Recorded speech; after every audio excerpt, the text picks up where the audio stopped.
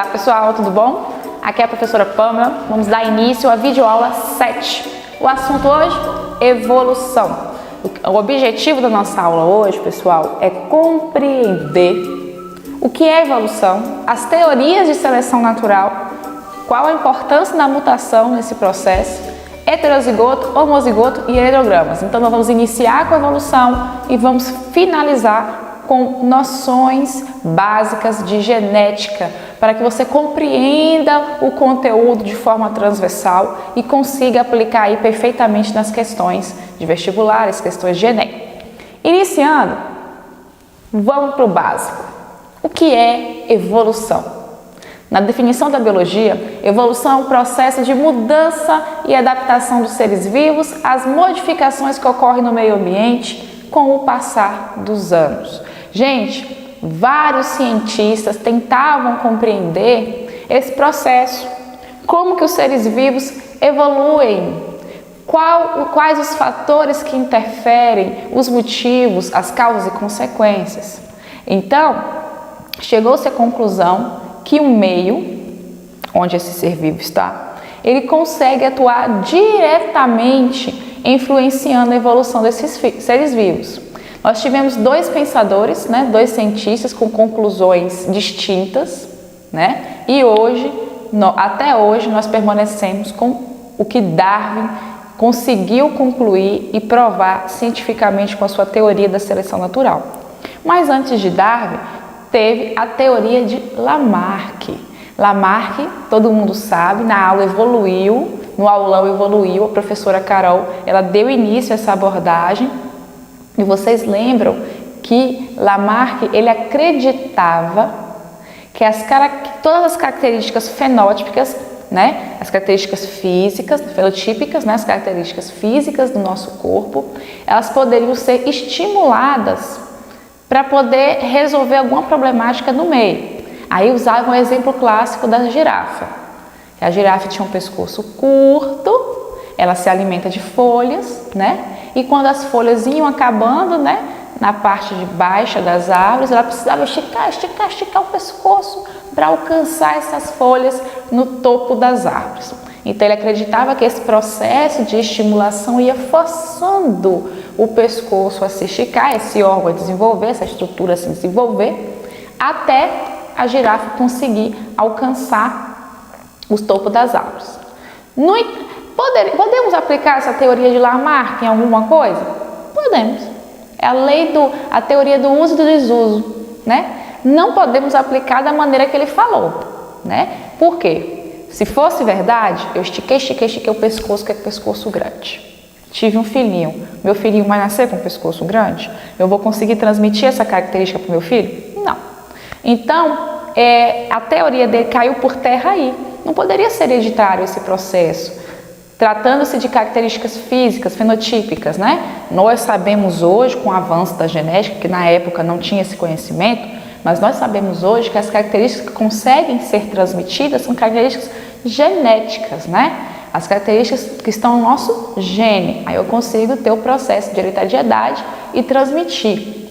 Mas na época não tinha esse conhecimento, mas conseguiu-se concluir que não era correto utilizar tal teoria para justificar a evolução. No entanto, eu consigo usar a teoria de Lamarck para outras situações que não envolvem hereditariedade, que não envolvem transmissão de genes para os meus descendentes. Um exemplo.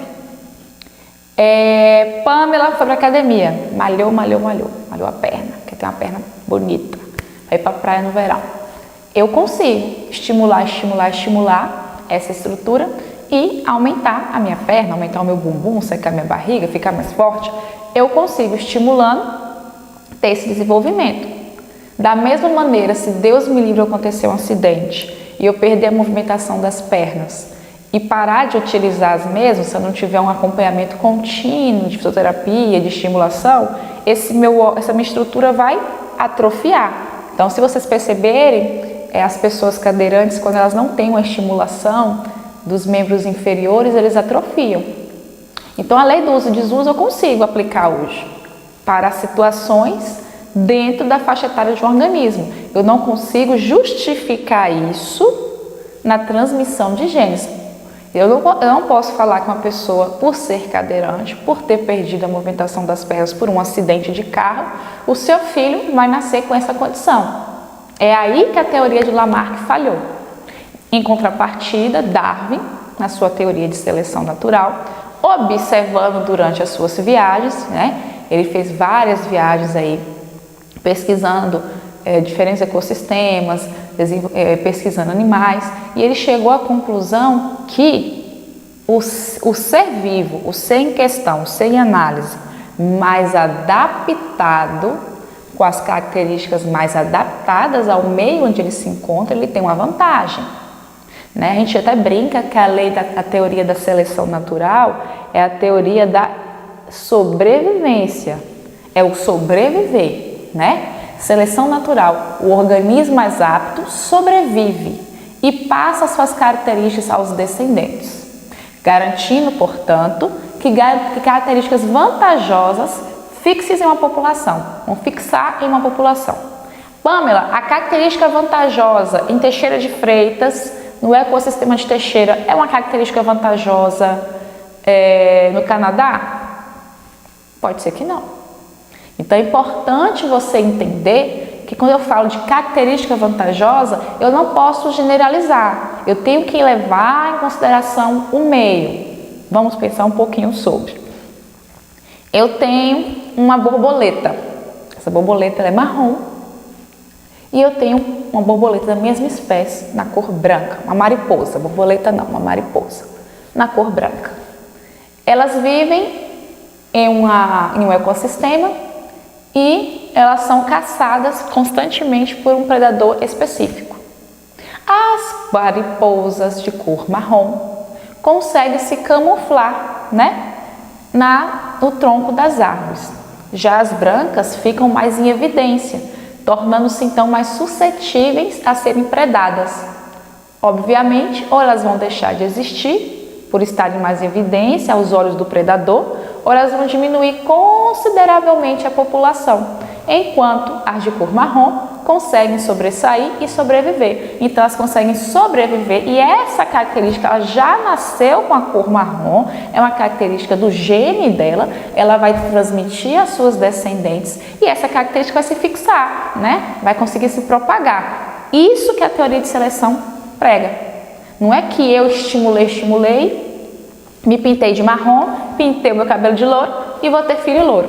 Não é isso, né? Então, a teoria de uso e desuso de Lamarck eu consigo aplicar para uma situação, enquanto a teoria de Darwin, de seleção natural, eu consigo aplicar para essa questão aí da fixação de características vantajosas em determinado meio. Isso, ele é bem singelo, demora para ter um processo evolutivo. Você não consegue observar a evolução em 5 anos.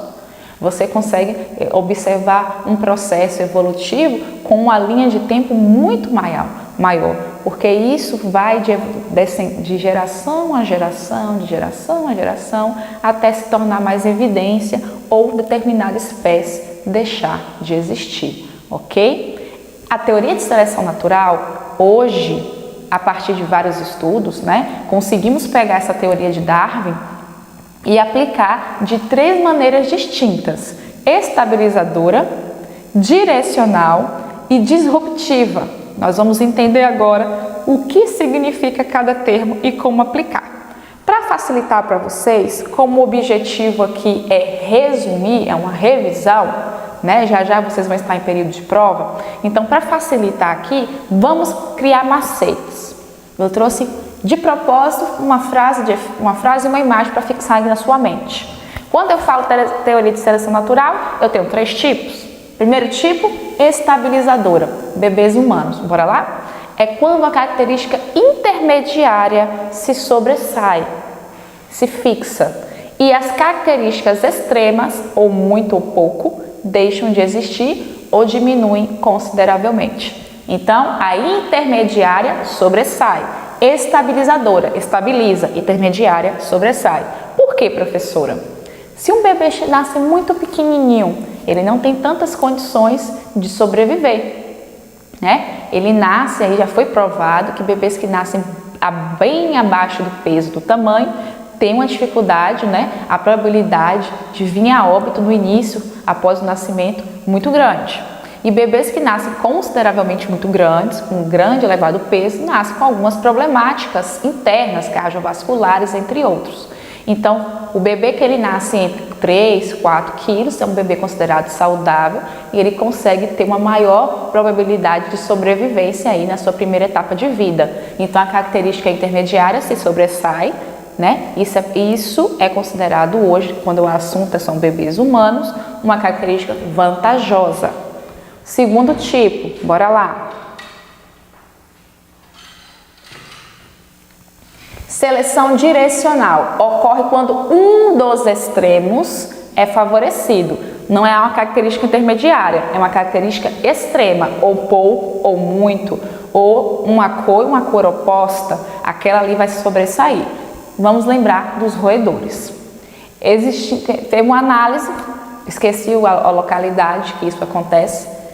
Tem 2 tipos de roedores, uma com a pelagem escura e uma com a pelagem clara.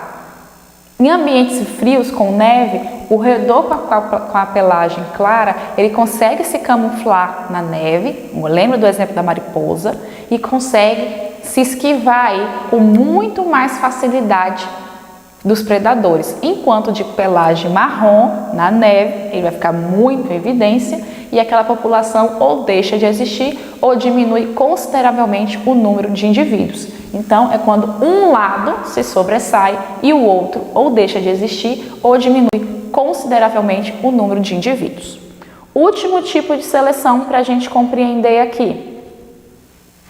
Seleção disruptiva. Ocorre o favorecimento de 2 extremos, bico dos pássaros, que é o exemplo.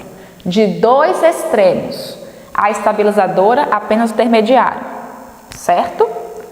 A direcional, ou um lado ou outro lado, nada de intermediário. Aqui, o intermediário deixa de existir, enquanto os 2 lados opostos se sobressaem. Bico dos pássaros, nós vamos lembrar disso. Em uma localidade, na África, né? Em uma região, pássaros com bicos maiores ou com bicos bem curtinhos conseguem se alimentar de frutos específicos daquela região. Tem um fruto mais maciço, de fácil perfuração, onde os pássaros de bico curto conseguem se alimentar melhor. Enquanto tem outros pássaros que precisam de um bico mais afilado para conseguir se alimentar da parte central de determinado outro tipo de fruto. Enquanto isso, aqueles pássaros com bico intermediário não conseguem obter tanto sucesso e deixam de existir ou diminuem consideravelmente o número de indivíduos da população. Então, a seleção disruptiva é quando o intermediário está em desvantagem e os 2 lados, né, opostos, extremos, conseguem sobressair. Dentro de seleção natural, é bom vocês compreenderem isso na aula de revisão e compreenderem também o processo de mutação, tá? A mutação é o que nos permite, é a grande responsável pela variabilidade genética. Lembra da última aula que eu expliquei gametogênese, masculina e feminina, espermatogênese e ovogênese? Lembra que é na prófase 1, especificamente na fase diploide,